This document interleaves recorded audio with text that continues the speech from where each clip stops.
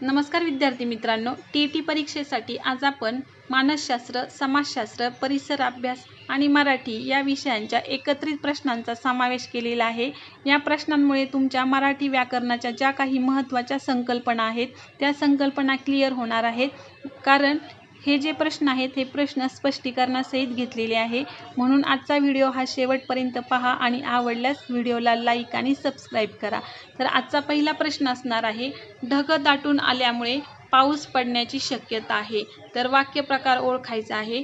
तर ढग दाटून आल्यामुळे पाऊस पडण्याची शक्यता आहे हे वाक्य केवल वाक्य आहे। पर्याय क्रमांक 2 या प्रश्नाचं उत्तर असणार आहे। तर केवल वाक्य कशाला म्हणतात? तर वाक्यात एकच उद्देश व एकच विधेय असते, म्हणून या वाक्यात शुद्ध वाक्य किंवा केवल वाक्य असं म्हणतात। त्यानंतर मिश्र वाक्य। तर मिश्र वाक्य कशाला म्हणायचं?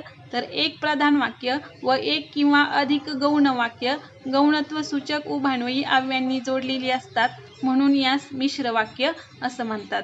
त्यानंतरचं आहे संयुक्त वाक्य। संयुक्त वाक्य कशाला म्हणायचं?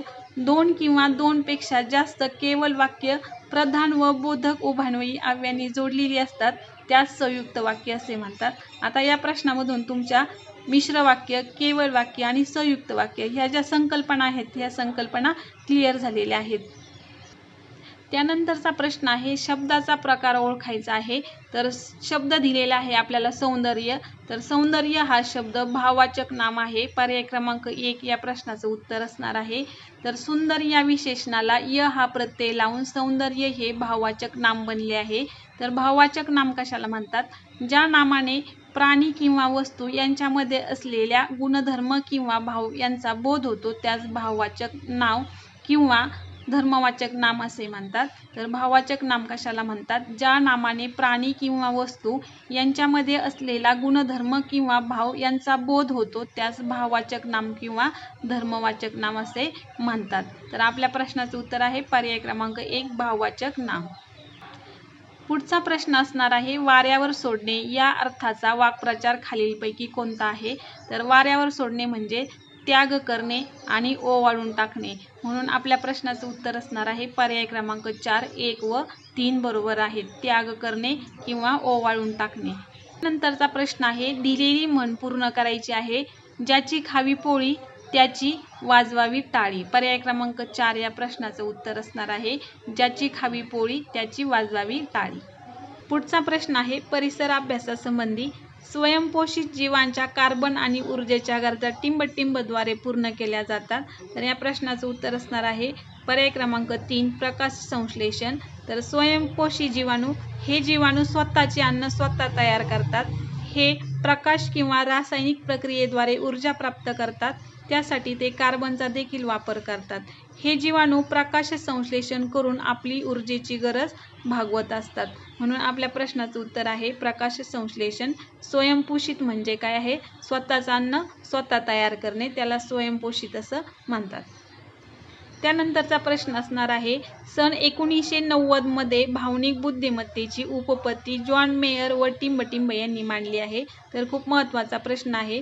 सन 1990 मध्ये भावनिक बुद्धिमत्तेची उपपत्ती ही जॉन मेयर व पीटर सॅलोव्ही यांनी मांडलेली आहे। पर्याय क्रमांक 1 या प्रश्नाचं उत्तर असणार आहे। तर स्वतःच्या व इतरांच्या भावनांवर नियंत्रण व नियमन करण्याची क्षमता म्हणजेच भावनिक बुद्धिमत्ता। तर कधी कधी परीक्षेमध्ये आपल्याला व्याख्या सुद्धा विचारली जाते, तर ही व्याख्या सुद्धा लक्षात ठेवायची आहे।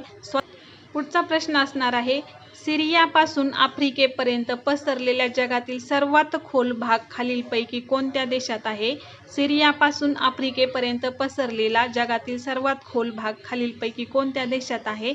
तर या प्रश्नाचं उत्तर आहे पर्याय क्रमांक 4 इस्राईल। तर इस्राईलमध्ये सिरियापासून आफ्रिकेपर्यंत पसरलेला जगातील सर्वात खोल भाग आहे। पुढचा प्रश्न आहे, खूप महत्त्वाचा प्रश्न आहे, कोणत्या शहराने प्रतिष्ठित जागतिक हरित शहर पुरस्कार म्हणजेच वर्ल्ड ग्रीन सिटीज अवॉर्ड 2022 जिंकला आहे? तर या प्रश्नाचं उत्तर असणार आहे पर्याय क्रमांक 4 हैदराबाद। तर हैदराबाद शहराने प्रतिष्ठित असा वर्ल्ड ग्रीन सिटीज अवॉर्ड 2022 मध्ये मिळवला आहे। आणि हा प्रश्न का महत्त्वाचा आहे? तर हे भारतातील एकमेव शहर ठरले आहे। भारतातील एकमेव शहर ठरल्यामुळे हा प्रश्न खूप महत्त्वाचा आहे। पुढचा प्रश्न असणार आहे, किशोर वयातील मुलांच्या शारीरिक विकासाबाबत खालीलपैकी कोणते विधान योग्य आहे? तर किशोर वयातील मुलांच्या शारीरिक विकासाबाबत ग्रंथी रसांमुळे शरीराच्या सांगाड्यावर परिणाम होतो, हे विधान योग्य असणार आहे. पर्याय क्रमांक 1. पुढचा प्रश्न असणार आहे समाजशास्त्राचा, प्रतियोगी सहकारिता हे टिंब यांचे धोरण होते. तर हा प्रश्न पण खूप महत्त्वाचा आहे, खूप वेळा परीक्षांमध्ये विचारला गेलेला आहे.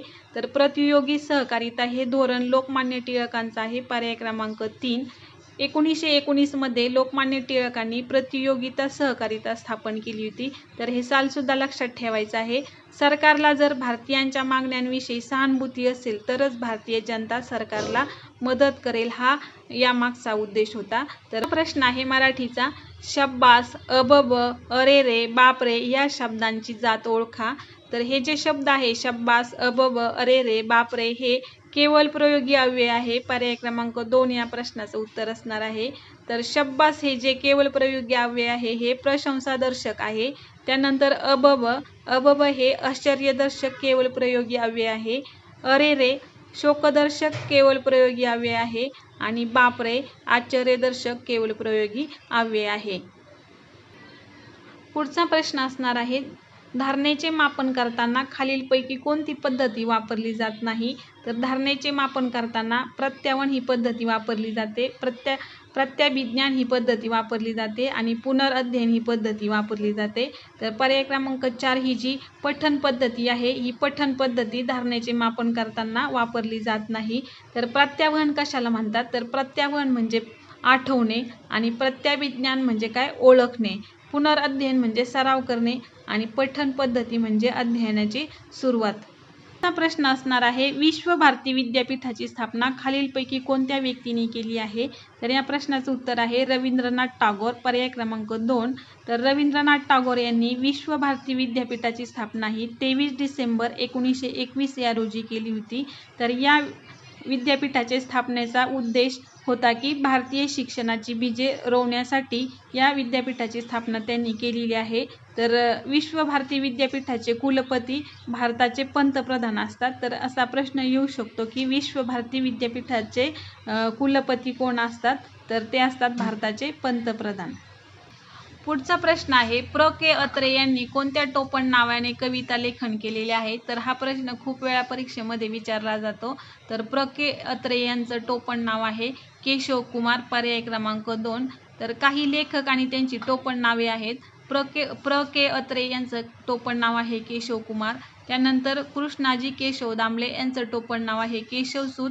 राम गणेश गडकरी गोविंदाग्रज टोपण नाव. वि वा शिरवाडकर कुसुमाग्रज. त्यानंतर त्र्यंबक बापूजी ठोंबरे बालकवी. नारायण मुरलीधर गुप्ते बी. माधव पटवर्धन माधव जुलियन आणि आत्माराम रावजी देशपांडे अनिल. हे जे आहेत लेखक, हे लेखक खूप महत्त्वाचे आहेत. याच लेखकांवरती प्रश्न हे भरपूर वेळा विचारले जातात. पुढचा प्रश्न असणार आहे, भारताचे मुख्य माहिती आयुक्त आणि इतर माहिती आयुक्त टिंब यांना पत्र पाठवून त्यांच्या पदाचा राजीनामा देतील. तर या प्रश्नाचं उत्तर आहे पर्याय क्रमांक 2 भारताचे राष्ट्रपती. तर भारताचे राष्ट्रपती हे भारताचे मुख्य माहिती आयुक्त आणि इतर माहिती आयुक्त यांना पत्र पाठवून त्यांच्या पदाचा राजीनामा देतील. तर RTI कायदा 2005 कलम 13 मध्ये आयुक्तांच्या पदावधी व सेवेच्या शर्ती याविषयी तरतुदी देण्यात आलेल्या आहेत. पुढचा प्रश्न आहे मानसशास्त्राचा, स्मरणाचा मुख्य घटक ग्रहण यावर परिणाम करणारा एक घटक म्हणजे व्यक्तीची मनोघडण. यामध्ये खालीलपैकी कोणती बाब येते? तर यामध्ये पर्याय क्रमांक 3 मानसिक परिपक्वता ही बाब येते. स्मरणाचा प्रमुख घटक ग्रहण आणि त्यावर परिणाम करणारा एक घटक म्हणजे व्यक्तीची मनोघडण. यामध्ये मानसिक परिपक्वता हा घटक येतो. धारणेवर परिणाम करणारे घटक कोणते आहेत? तर धारणेवर परिणाम करणारे घटक आहे अनुभवांचे स्वरूप पठन, त्यानंतर चिंतन, अवधान, अभिरुची, अध्ययनाचा कालावधी, चेतकाची तीव्रता, चेतकाची अर्थपूर्णता, अनुभवानंतरचा कालावधी आणि चेतक स्रोत. तर हे जे घटक आहेत हे घटक धारणेवरती परिणाम करणारे घटक आहेत.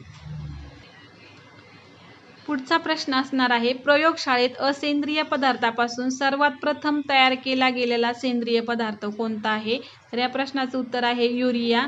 तर युरिया हा जो पदार्थ आहे, हा पदार्थ प्रयोगशाळेत असेंद्रिय पदार्थापासून सर्वात प्रथम तयार केलेला असेंद्रिय पदार्थ आहे. पुढचा महत्त्वाचा प्रश्न आहे, भारतीय राज्यघटनेच्या प्रस्तावनेत न्याय या संदर्भात खालीलपैकी कोणत्या शब्दाचा उल्लेख केलेला आहे? तर या प्रश्नाचं उत्तर असणार आहे पर्याय क्रमांक 4 आर्थिक. तर आर्थिक या शब्दाचा भारतीय राज्यघटनेच्या प्रस्तावनेत न्याय या संदर्भात उल्लेख केलेला आहे. तर प्रास्ताविकेत न्यायाची 3 स्वरूपे स्पष्ट करण्यात आली आहेत. एक आहे सामाजिक न्याय, जात, वर्ण, वंश, धर्म, लिंग इत्यादी सारख्या कोणत्याही सामाजिक भेदभावाशिवाय सर्व नागरिकांना आर्थिक न्याय, उत्पन्न व संपत्तीची विषमता नष्ट करण्यासाठी प्रयत्न करणे. आणि तिसरा आहे राजकीय न्याय, सर्वांना समान राजकीय हक्क, सार्वत्रिक प्रौढ मतदान पद्धती, राजकीय संधीची समानता इत्यादींचा समावेश केलेला आहे. म्हणून आपल्या प्रश्नाचं उत्तर आहे आर्थिक. पुढचा प्रश्न असणार आहे, सर्वसमावेशक शिक्षणात पुढीलपैकी कोणती बाब लागू पडत नाही? तर सर्वसमावेशक शिक्षणामध्ये विद्यार्थी वैयक्तिकरित्या अध्ययन करतात ही बाब लागू पडते. त्यानंतर यात विशेष उपकरणे, साधने उपलब्ध असतात ही बाब लागू पडते. आणि यामध्ये अभ्यासक्रमात बदल होतो ही एक बाब लागू पडते. आणि लागू न पडणारी बाब म्हणजे यामध्ये प्रशिक्षित शिक्षक उपलब्ध नसतात. तर हे आपल्या प्रश्नाचं उत्तर असणार आहे पर्याय क्रमांक 3. तर विद्यार्थी मित्रांनो, अशा पद्धतीने आपण एकूण 20 प्रश्न हे स्पष्टीकरणासहित घेतलेले आहेत. प्रश्न आवडले असेल तर व्हिडिओला लाईक आणि सबस्क्राईब करा. धन्यवाद.